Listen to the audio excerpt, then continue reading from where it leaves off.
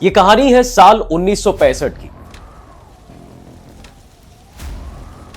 जब कुछ अमेरिकी माउंटेन क्लाइंबर्स और उनके साथ कुछ भारतीय क्लाइंबर्स हिमालय की एक खतरनाक चोटी पर चढ़ने की कोशिश कर रहे थे। तेज हवाएं चेहरे पर थपेड़े मार रही थीं, उनके क्रैम्पन्स मतलब कि कांटेदार जूते जो बर्फ से मुश्किल से चिपक रहे थे। मंजर ऐसा था साहब कि एक भी गलत कदम और सीधे 2000 फीट नीचे गिरना तय था। इन क्लाइंबर्स को एक खास मिशन के लिए चुना गया था, लेकिन उनके साथ जो सामान था उसकी असली सच्चाई उन्हें कभी बताई नहीं गई। और अगर उस सामान को कुछ भी हो जाता तो इसके नतीजे भारत के लिए बहुत ही भयानक हो सकते थे। ये लोग अपने आखिरी पड़ाव पर पहुंचने ही वाले थे कि सारा सामान पहाड़ पर छोड़कर वापस लौट आने का आदेश भी आ गया। तो सवाल यह है कि वो खतरनाक सामान क्या था और इन्हें वापस लौटने का आदेश क्यों दिया गया था, और नेहरू कि वो कौन सी शर्त थी जिसने इस मिशन को सालों तक रोक दिया। जानेंगे इन सभी सवालों के जवाब के साथ और भी दिलचस्प किस्से।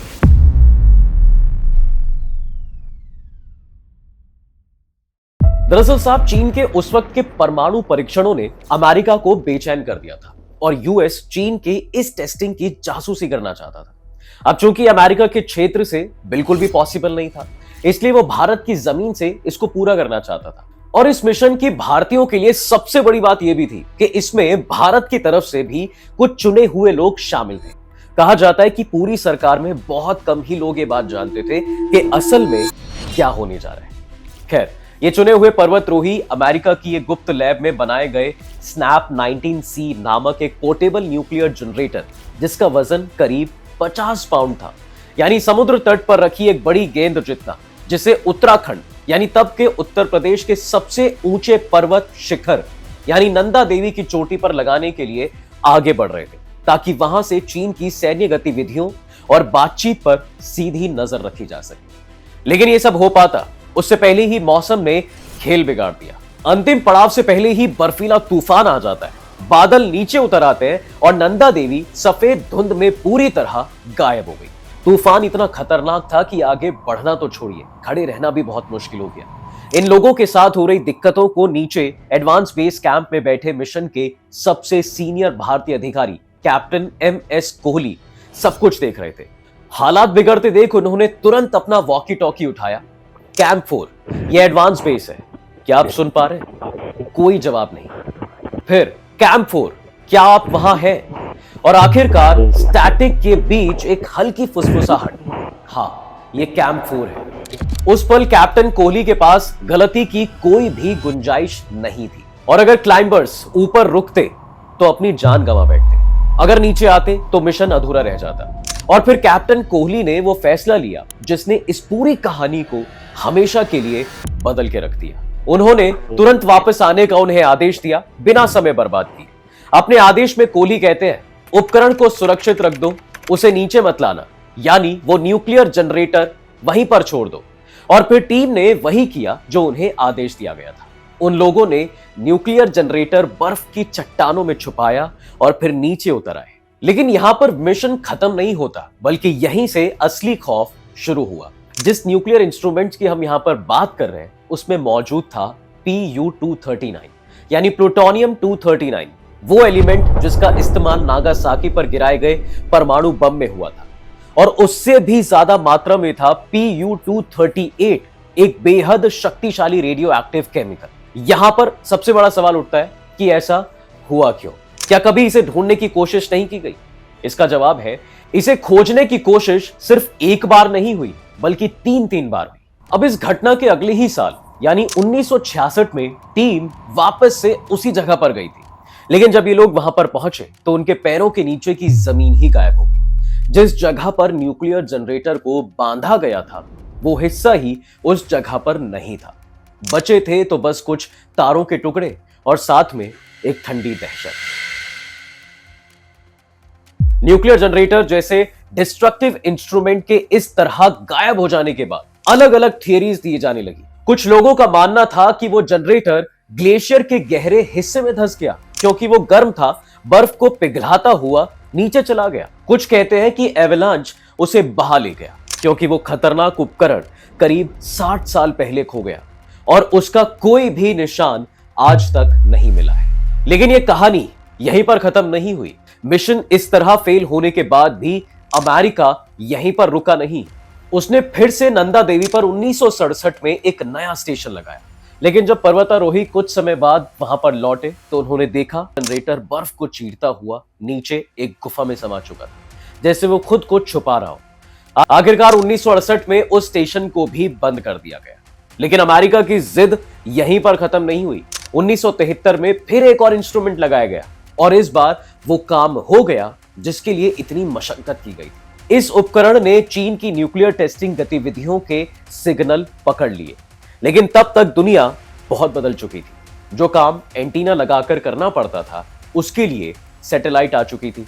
अब कायदे से तो अमेरिका को रिलैक्स हो जाना चाहिए था, लेकिन ऐसा हुआ ही नहीं, क्योंकि नंदा देवी में खोया जनरेटर इतना खतरनाक था कि उसे भी खोजना बहुत जरूरी था।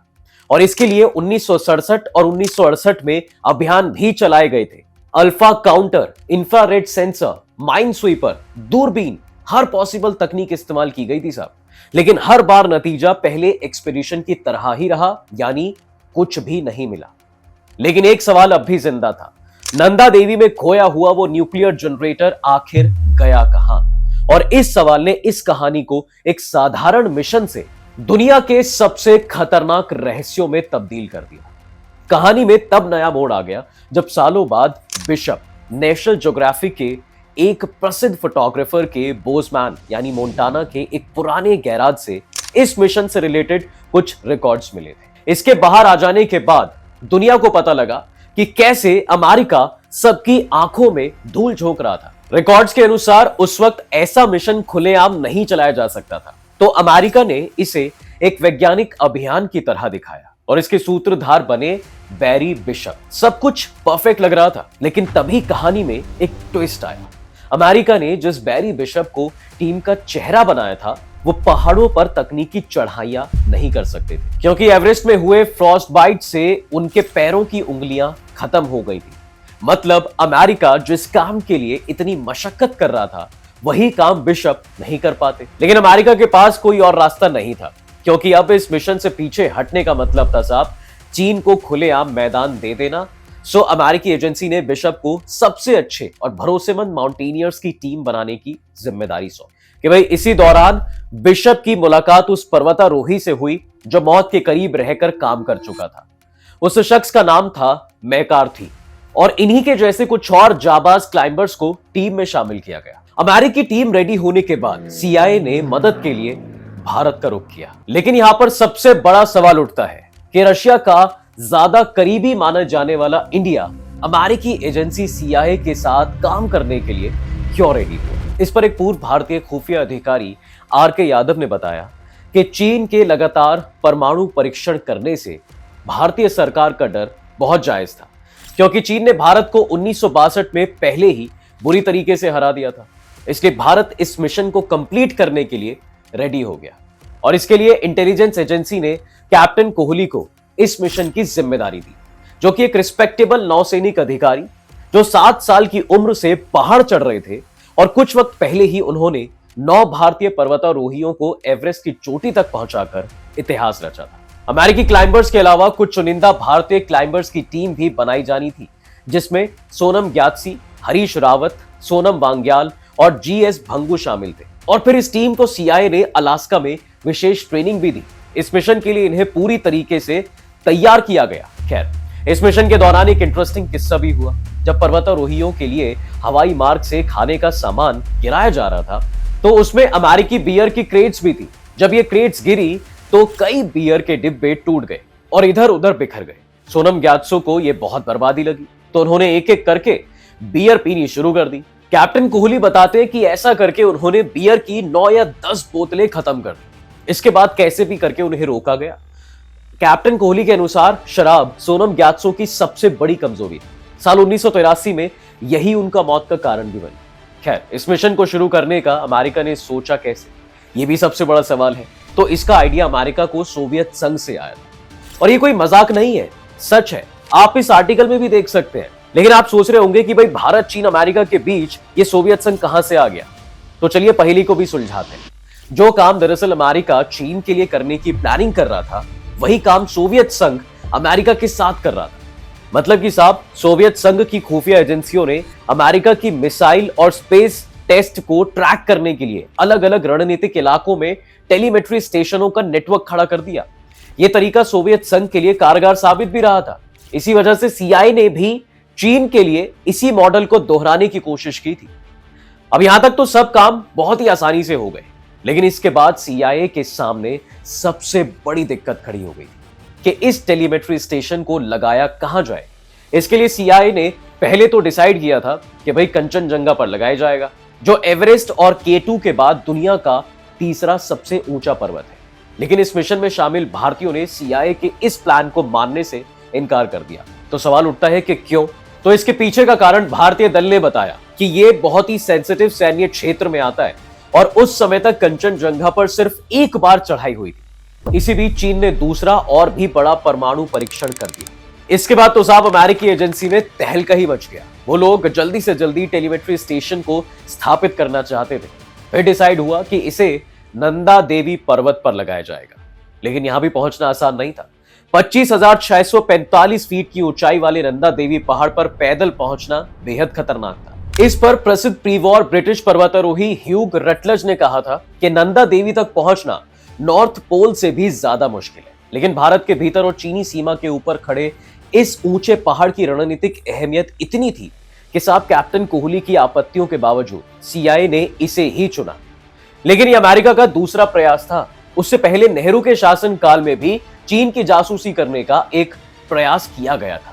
अमेरिका के राजदूत जॉन कैनेथ गैल्ब्रेथ ने एक प्रपोजल नेहरू को भी दिया था। उसमें अमेरिका ने अपना U-2 जासूसी विमान को भारतीय सीमा रेखा में उड़ाने की परमिशन मांगी और साथ ही अमेरिका चाहता था कि भारत सरकार ओडिशा के 4 बटिया में नया एयरबेस बनाने की इजाजत दे दे। नेहरू ने शुरू में तो बहुत दिलचस्पी दिखाई थी, लेकिन कहीं ना कहीं वो कन्विंस नहीं थे। फिर उन्होंने अमेरिकी राजदूत को आईबी के प्रमुख BN मलिक से बात करने के लिए भेजा।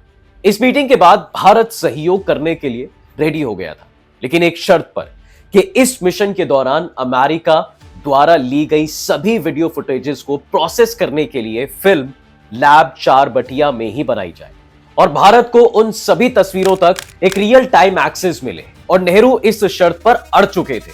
लेकिन अमेरिका तो ठहरा अमेरिका, उसको दुनिया से सपोर्ट तो चाहिए था, लेकिन अपनी शर्तों पर। सो अमेरिका ने भारत की कंडीशन नहीं मानी, जिसके कारण यह सिर्फ प्रपोजल बन के ही रह गया। खैर, वापस से आते हैं अपनी 1965 की मेन स्टोरी पर, यानी अमेरिका का नंदा देवी वाला फील्ड मिशन। देखिए साहब, वैसे तो ये सीआईए और भारतीय इंटेलिजेंस एजेंसी के बीच का मिशन था, लेकिन सबसे बड़ा सवाल है ये मिशन 1960 के दशक में हो रहा था, तब रॉ अस्तित्व में ही नहीं था। तो फिर इस अभियान को किसने किया? दरअसल तब भारत में सिर्फ आईबी ही काम कर रही थी, जो घरेलू और अंतरराष्ट्रीय दोनों तरह की खुफिया गतिविधियां संभालती थी। और इन दोनों एजेंसियों यानी कि सीआईए और आईबी ने इसको इतना गुप्त रखा था कि जब यह मिशन फेल्ड हुआ तो सालों तक किसी को खबर तक नहीं हुई थी। दशक भर तो यह कहानी लगभग गायब ही रही और शायद हमेशा गायब ही रहती। वैसे अमेरिका पत्रकारों की एक अच्छी और शानदार आदत यह है, वो समय के साथ अपने बेहद गोपनीय दस्तावेजों को भी डीक्लासिफाई करते रहते हैं। और कुछ पत्रकारों की जिद ना होती तो 1970s की यह खबर दुनिया के सामने जग जाहिर ही नहीं होती। लेकिन भारत ने इस पर हंगामा 15 अप्रैल 1979 को शुरू किया था, जब कुलदीप नैयर ने इंडियन एक्सप्रेस के फ्रंट पेज पर इस कहानी को उजागर किया। हालांकि इस खबर के आने के बाद विदेश मंत्रालय ने अमेरिकी राजदूत को बुलाकर पूछा, लेकिन तब तक तो पानी सिर के ऊपर जा चुका था। लोग सीआईए के खिलाफ तख्तियां लेकर सड़कों पर आ चुके थे। विपक्षी सांसदों ने तो उस वक्त के प्रधानमंत्री देसाई को पार्लियामेंट में ही घेर लिया। उन पर आरोप लगाया गया कि पीएम खुद भी इस खबर को दबाने की कोशिश कर रहे थे। साथ ही सांसदों ने इसकी जांच की भी मांग की, ताकि पता लगाया जा सके कि इंस्ट्रूमेंट्स कहां हैं, मिशन को किसने मंजूरी दी और दी तो क्यों दी। इस पर हंगामा इतना बढ़ चुका था कि अमेरिका को भी चिंता सताने लगी थी कि कहीं दुनिया के सामने उनकी पोल ना खुल जाए। तो उसने तुरंत भारत सरकार से इस ऑपरेशन के होने की बात को एक्सेप्ट नहीं करने की रिक्वेस्ट की। इसके बाद जब पीएम देसाई पार्लियामेंट में आए तो उन्होंने कहा कि घबराने की कोई बात नहीं है। यानी उन्होंने सीधे तौर पर ना ही मना किया और ना ही एक्सेप्ट किया। लेकिन पीएम के सिर्फ इतना कहने से मामला शांत नहीं होने वाला था, क्योंकि ये कोई आम घटना नहीं थी। इससे सबसे ज्यादा खतरा गंगा नदी को था, जिसे भारत में मैया कहा जाता है। और जो इंस्ट्रूमेंट्स जिस नंदा देवी पहाड़ पर लगाए जाने थे, उसके ग्लेशियर जो लाखों साल पहले बने थे, उस नदी की सहायक धाराओं को पानी देते हैं, जो 2500 किलोमीटर से ज्यादा लंबा सफर तय करती है और एक विशाल उपजाऊ इकोसिस्टम को जीवन देती है, जहां करोड़ों लोग रहते हैं। अब एक तो गंगा नदी से लोगों की आस्था जुड़ी हुई है, दूसरा इसमें करोड़ों लोगों का जीवन निर्भर है। लेकिन सीआईए की इस हरकत से इन सभी पर अपरिवर्तनीय प्रभाव पड़ने वाला था। पीएम देसाई भी इसकी गंभीरता समझ चुके थे, तो उन्होंने भी गंगा के जल पर पड़ने वाले खतरों की जांच के लिए एक्सपर्ट्स की एक कमेटी बनाने की घोषणा कर दी थी। लेकिन इस घटना के बाद सबसे बड़ा सवाल दुनिया में शांति लाने का ढोल पीटने वाले अमेरिका पर उठता है। उसने जो डिसीजन लिया वो ये दिखाता है साहब कि अमेरिका कैसे दूसरे देश के लोगों का हमदर्द बनने का सिर्फ दिखावा करता है। क्योंकि जब इस खोए हुए इंस्ट्रूमेंट को खोजने की बारी आई तो उसने कुछ समय तक सर्च ऑपरेशन चलाया और फिर छोड़ दिया। हालांकि इतिहास गवाह रहा है कि अमेरिका समुद्र में खोए सेंसिटिव इंस्ट्रूमेंट को बरसों तक खोजता रहा है, लेकिन इस नंदा देवी में खोए हुए प्लूटोनियम वाले सवाल पर सीआईए चुप्पी साध लेती है। लेकिन भारत में इसका डर अभी भी बना हुआ है। हमारे मन में सवाल आना जायज है कि खोया हुआ न्यूक्लियर इंस्ट्रूमेंट क्या दुनिया की सबसे बड़ी नदियों में से एक के स्रोतों को जहरीला बना सकता है।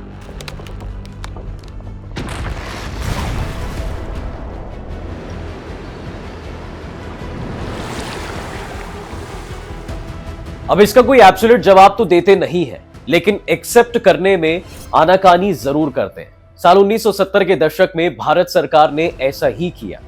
उसने ऐसी एक अनहोनी होने की घटना को खारिज कर दिया था और प्रधानमंत्री देसाई द्वारा जांच के लिए बनाई गई कमेटी ने भी जब रिपोर्ट दी तब उसमें भी प्लूटोनियम नहीं मिलने की बात कही गई।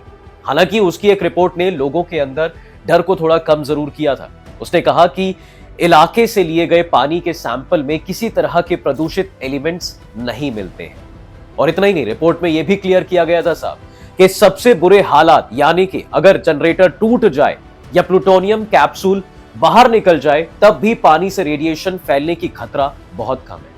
लेकिन परमाणु ऊर्जा इंजीनियरिंग के प्रोफेसर डॉक्टर हैमर और अन्य परमाणु वैज्ञानिकों ने कहा था कि अगर जनरेटर के कैप्सूल गलत हाथों में पड़ जाए तो उनसे ऐसा हथियार बनाया जा सकता है साहब जो रेडियो एक्टिव मटेरियल को विस्फोट से उड़ाकर और रेडियो एक्टिव धूल फैलाकर दहशत पैदा कर सकते हैं। और नंदा देवी में भी खोया रेडियो एक्टिव इंस्ट्रूमेंट से यही डर ज्यादा है कि ये किसी और के हाथों में ना लग जाए। खैर, आपको क्या लगता है, इसको भारत सरकार को अपने लेवल पर खोजना चाहिए या फिर जैसे है वैसे ही रहने देना चाहिए? कमेंट में अपनी राय जरूर दें और जाते जाते चैनल को सब्सक्राइब करना बिल्कुल ना भूलें।